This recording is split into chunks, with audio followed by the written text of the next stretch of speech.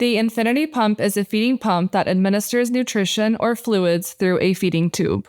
Your child uses an infinity pump at the hospital. Before discharge, a durable medical equipment company, DME, will provide an infinity pump for home use.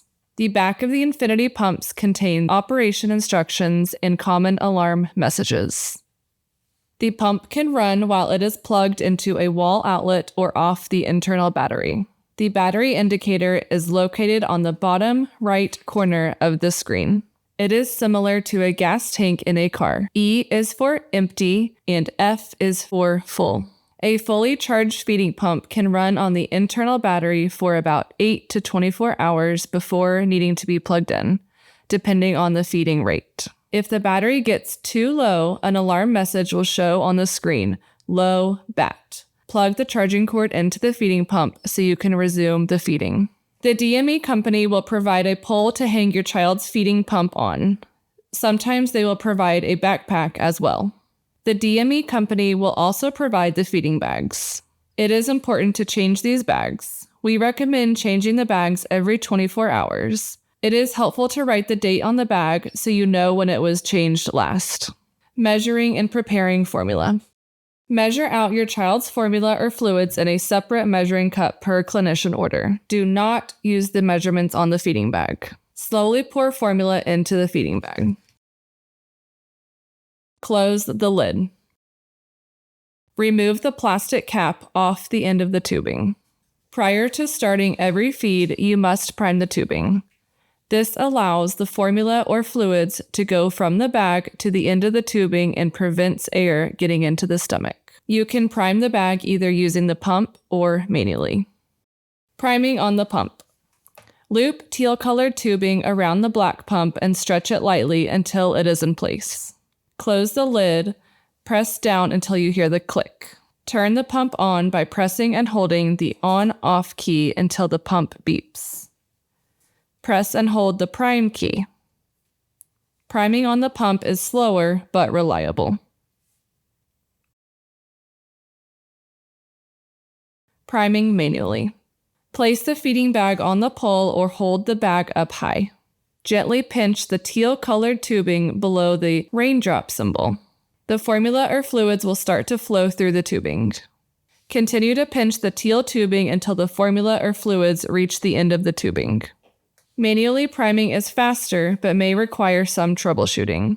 The higher the bag, the faster the feeding primes. You can gently squeeze the bag while priming. Do not press hard on the teal tubing. If you cannot get it to work correctly, you can prime using the pump. Programming the pump. Once the feeding bag is primed and secured in the pump, you will then program the pump. If the feeding pump is not on, turn the pump on by pressing on/off button until the pump beeps. Programming the rate. In the lower left screen, rate is displayed. Use the plus and minus keys to program the rate. Rate is how fast the pump runs. Programming the dose. Press the rate dose key to display dose in the lower left corner of the screen. Use the plus and minus keys to program the dose. Dose is how much formula or fluids the child should receive. It does not matter which one you program first.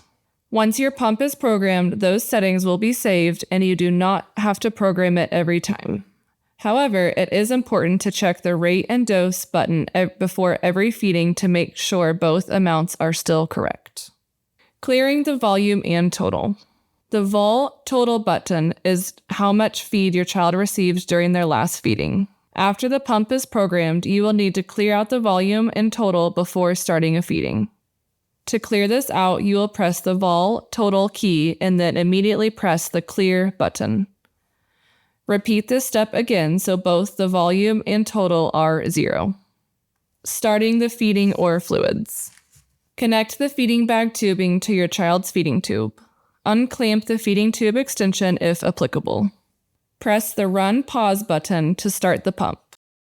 When the pump is running, you will see an icon on the top right screen that shows the feeding is running. Cleaning the feeding bag. When your child's feeding is done, you will clean the bag. Clean the bag after every feeding to help prevent bacteria from growing. If there is formula left in the feeding bag after the feeding is complete, press the vol total key to make sure your child got the full amount. The vol total amount should be the same or a little less than the programmed dose.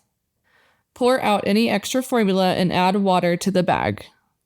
Close the lid and shake the bag to help clean it. Pour out the water and add more water to the bag. Prime the water until it reaches the end of the tubing to help clean it. Pour out any remaining water in the bag. Now it is clean and ready for your child's next feeding. Troubleshooting and common alarms. Load set. Loop teal-colored tubing around the black pump wheel and stretch it lightly until it clicks into place. No flow in, out. There is an obstruction in the tubing. Common causes are kinks in the tubing or a clamped feeding tube. No food. Bag is empty. Push run to feed. Pump has been paused for 2 minutes. Either turn the pump off or run the feeding. Shut door. The door on the pump isn't closed. Close the door until it clicks into place. Dose done. The vol total matches the programmed dose. If your child's pump is alarming, press the run pause button once to silence it. A quick reference to the alarms and what they indicate can be found on the back of the infinity pump.